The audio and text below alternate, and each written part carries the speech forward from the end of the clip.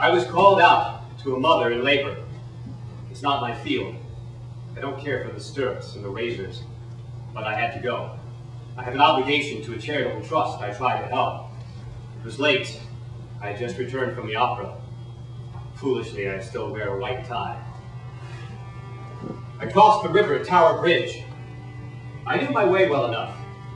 My mother had taken me to the tower many times on my school holidays. One of my ancestors was executed there. Like me, he was a Catholic. The roads were under constant repair. When they weren't being repaired, they were closed.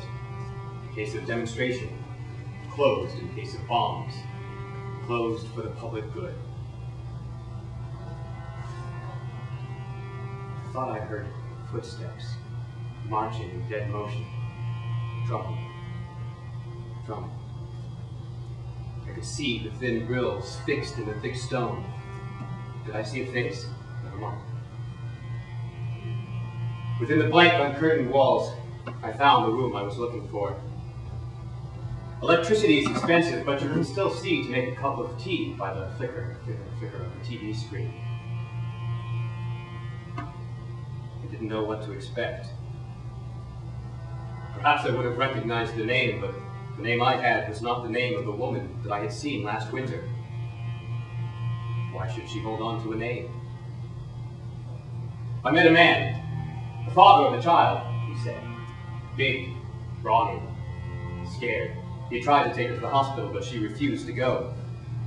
He showed me a throw-out cradle, a big box he had gotten from the fish market, lined with newspapers.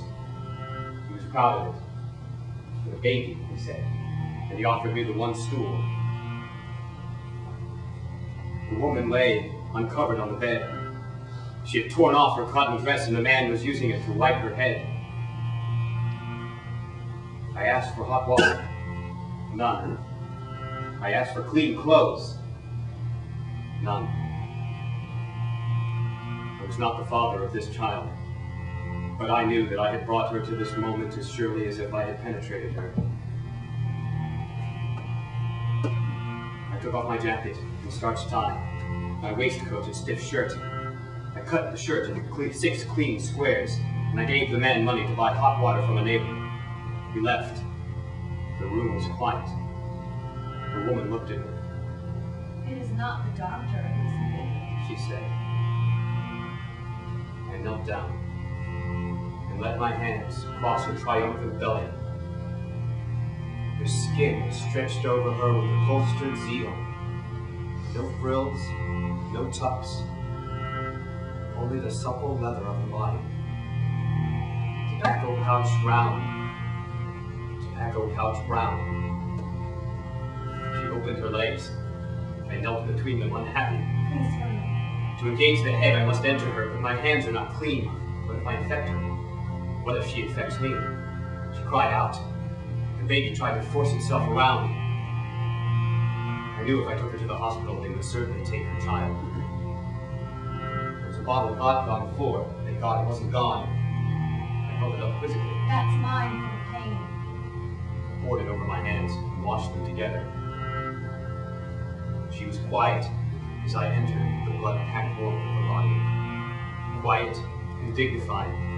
I was the one, bent over, back arched, sweating, head down, not sure if it was the baby I was delivering or myself. She was giving birth.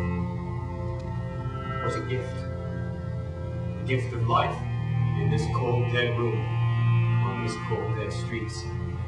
The baby was ready, skimming down the birth canal, winding itself into the windy world, gently, gently. I brought her forth as if she were my own. The head of a little girl, body umbilical bound. I bit the cord and swung the child upside down.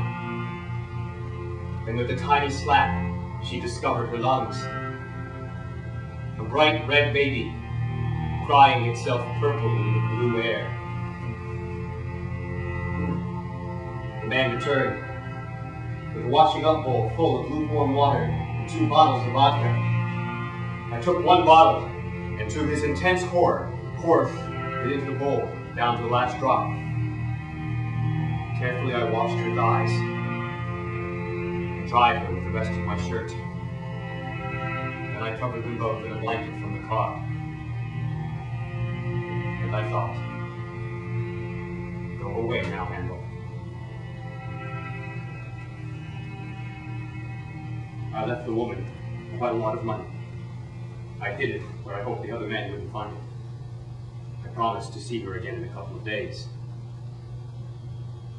I never saw I did him again for 23 years.